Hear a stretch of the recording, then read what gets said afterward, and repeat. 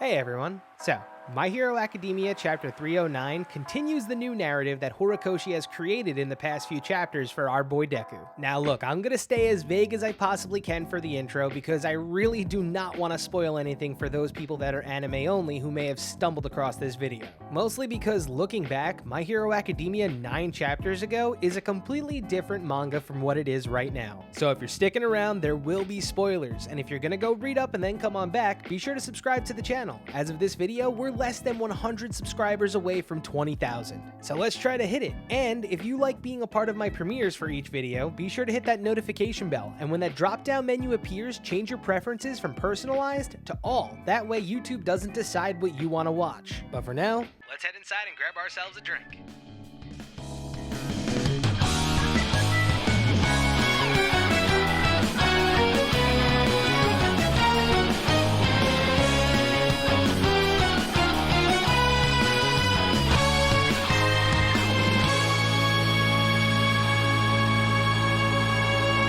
Alright, welcome to the bar everyone. So, now that the intro's out of the way, we can get into the more spoilery stuff. Now, if I were to sum up what Chapter 309 really entails, I would say that it's really reminiscent of Chapter 99 of My Hero Academia Vigilantes, as 309 kinda works as a vehicle to help progress the plot of My Hero Academia in general. For the past couple of chapters, we've really been left in the dark, and Chapter 309 is the chapter that explains everything. And this chapter kind of confirms a lot of my assumptions about Deku that I made in prior videos. I mean, if you go back, the main theory that I kept bringing up in prior videos was now that the fight against Shigaraki is over, what was going to be next for Deku? I mean, one of the main things that I assumed was that Deku wasn't going to be able to return to UA, because I had already assumed that Endeavor and Hawks knowing about the secret of One for All was going to put Deku's future in jeopardy. And additionally, with Shigaraki having Ragdoll's quirk of search, Deku needs to stay out of sight and out of mind as much as possible. Wherever Deku ends up and stays for a prolonged amount of time is going to have a target painted on its back. If he enters the radius of search, it'll only be a matter of time before Shigaraki heals up from his injuries and comes after Deku one more time. I'll talk about that a little bit more as we reach the part of the chapter that kind of applies to what I'm talking about. But for now, even though that this is a chapter that relies on tons of exposition, let's head over to the wall and discuss Chapter 309 in its entirety. So, Chapter 309 begins with the students of Ketsubutsu arriving on scene to see Deku flying through the air with the newly apprehended Muscular. And the last little bits that we get of Ketsubutsu High School is Yo waking up from being unconscious and having the realization that the person that saved him was Deku. And before we know it, the next page has Deku in a shroud of smoke arriving to the police station of Dyna City with Muscular in tow. Also, if you see right here, Deku references something called an Iron Maiden. We've seen those on 3 separate occasions. One with the USJ Nomu, another with Muscular's second apprehension, and thirdly, we have All For One after he was defeated by All Might in Kamino. So long story short is, they're heavy-duty containment capsules for the most violent of threats. And what happens next is really small, but it's easily my favorite part of the chapter. Turns out, All Might is in on Deku's plan, and he's standing by laying low with an awesome-looking car. Look, I know last week I said something along the lines of Deku becoming a Batman-esque character, but Deku literally just rolled up on vigilante-looking All Might with a Might-mobile. Yeah, I'm naming the car the Might-mobile. And if you got a problem with that, then you got a problem with me, and I suggest you let that one marinate. It rolls off the tongue entirely too easy for it not to be named the Might-mobile. And I gotta say, I am never gonna get sick of seeing Deku fly through the air like this. Oh, and also, when Deku arrives to speak to All Might, another thing was confirmed. Those things around Deku's arm, they're in fact outsourced hero gear from America, most likely from the Shield family, who at one point in time called California their home. Either way, it looks like the gauntlets to a degree have the same type of limiter that they had in the movie Two Heroes. So Deku cannot go overboard with them against the average villain. 1, because he got them before the borders closed, and 2, he's gonna need them for the quote-unquote rematch. And if you don't know what that rematch is, well, you really need to go reread the last arc in its full glory. Though while Deku and All Might are skulking in the back alleyways, All Might's phone goes off. That's when we get the reveal of the hero team that's working to actively restore Japan, the top 3 heroes. Also, small little detail here, the ringtone no longer says, "I am here."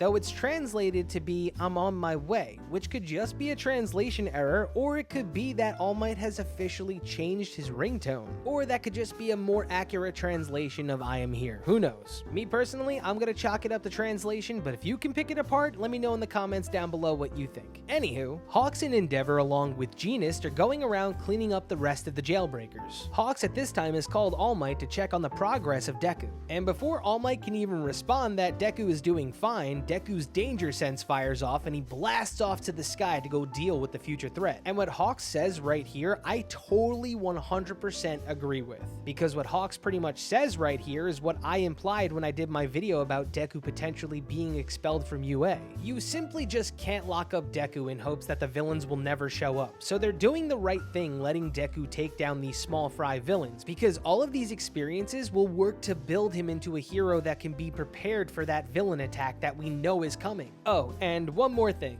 The fact that this was all Deku's idea is absolutely insane. I knew the kid had an over-analytical mind, but it makes me think. The minute the fight against Shigaraki was over, Deku was like, yeah, I'm leaving UA. And as soon as we find out that this whole thing was Deku's idea, the chapter shifts to a flashback because it's time to learn about the decision to leave UA. And it starts with us discovering that Deku's arms aren't in as bad of shape as they were against Muscular the first time, but they're still bad enough that the doctor tells him that the degeneration is still there. But the fact that his body has changed the degree of the acceleration, which is some good news despite the bad. But that's not the main takeaway from this scene.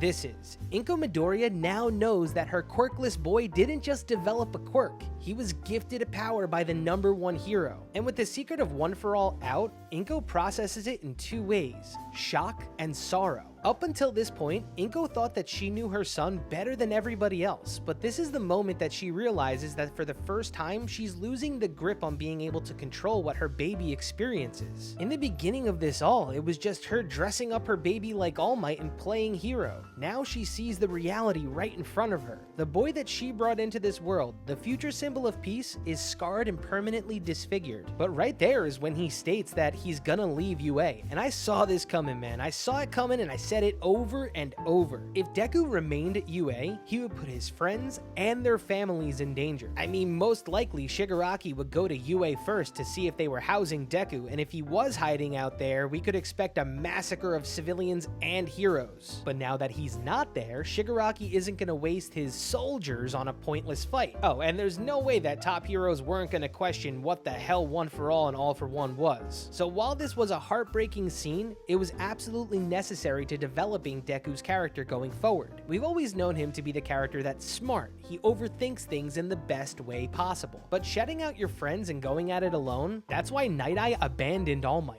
And seeing Inko break the fuck apart, I don't like sad Inko, and she's always the type of person to tell you exactly how she's feeling. And when she can't take it, it really just feels like a gut punch because she's coming from such a place of love. And what we're not taking into consideration because we just like the story is that this is her baby, man. In the past year, he's had his entire body broken at least 7 different times. 7 different times, this woman has answered the phone and found out that her son has either broken his arms and legs, acted as a vigilante during his internship, and fought against a Yakuza boss who became a fucking concrete street dragon. So yeah, when this parallel scene happened, it destroyed me, man. We see her snuggled up next to her child, and the next thing we see is her collapsed in his arm because she's just mentally exhausted. She herself wanted to pull him out of school at one point, and now Deku's saying that he isn't returning to UA. And in fact, he's gonna skip the whole hero course and go out on his own. And before he even gets the chance to declare that he's gonna be doing this on his own, All Might shuts that shit down immediately and says that if you're gonna be doing anything, I'm gonna be coming along for this ride. So it looks like Deku officially has his Alfred in All Might. And this discussion right here amongst All Might and Genist confirms to me that Deku is gonna be operating as a vigilante for the time being. And I know when I said this last time, I generated a bit of outrage in the comments, but if you're out here still thinking that he's a pro hero before graduating and dropping out of his high school, reread the chapter. They're literally saying right here that everybody is going to be acting in his wake. If they weren't treating him as a rogue agent, they'd be working alongside him. And if All Might isn't around and they need somebody to relay information back to them, well, my guess is that Genist and Endeavor alike know a vigilante that might be able to keep some tabs on Deku or even work alongside him. Because eventually, if they're gonna commit to this whole vigilante arc, there's gonna be a time where he's gonna need assistance from somebody, and a pro hero cannot assist somebody that's associated with vigilantism.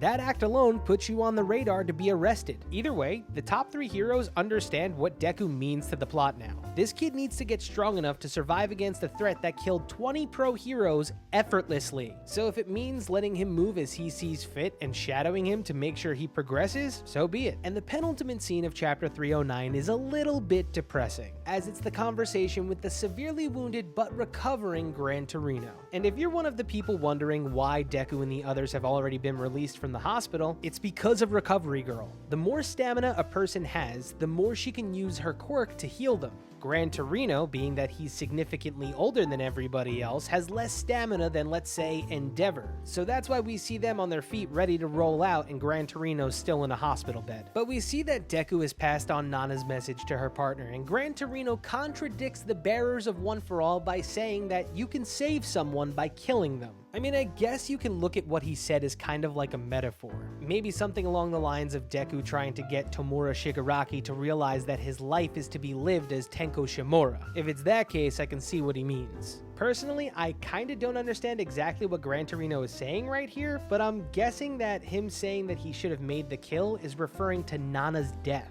When they faced off against All for One, they might have been faced with that type of decision as well. Because maybe after the quirk was passed on, Nana was stronger than All for One, but instead of killing him, she left him alive. Though I guess I'm just trying to rationalize, or understand rather, what this little scene really means. I mean, Deku is definitely looking at him like, no dude, no killing, but there could be more to his words here. Anyways, the chapter ends with a splash page of our new hero team consisting of the top 3 heroes, Deku and All Might, as the cleanup arc officially begins. Now, if I were to grade this chapter, I would say it's a solid 9 out of 10. In one chapter, they pretty much summed up why Deku leaves and rationalizes it at the same time. And sure, there's a possibility that in future chapters we see how the kids from UA take his leaving, or maybe even Shinzo's entrance to the hero course, but right now we are definitely caught up in this moment. It is pretty awesome seeing Deku go around Japan messing up villains left and right, and we don't even know if Danger Sense is pulling him around the entire country of Japan, but in a way, if you think about a quirk comparison, Danger Sense kind of works as a counter to Shigaraki's search, and eventually he might be able to start gauging the level of threats from how hard Danger Sense comes through. Oh yeah, and the confirmation of Melissa and David's shield assisting Deku and giving him hero gear is awesome as well. Granted, it wasn't by name, but we really know that there's only one dude in America that we know helped All Might build his uniforms and gear. Chapter 310 is on time for this weekend, and I love the uncertainty of each week's chapter. Right now, the arc is early, so it's hard to conceptualize beyond what hasn't really been revealed or implied.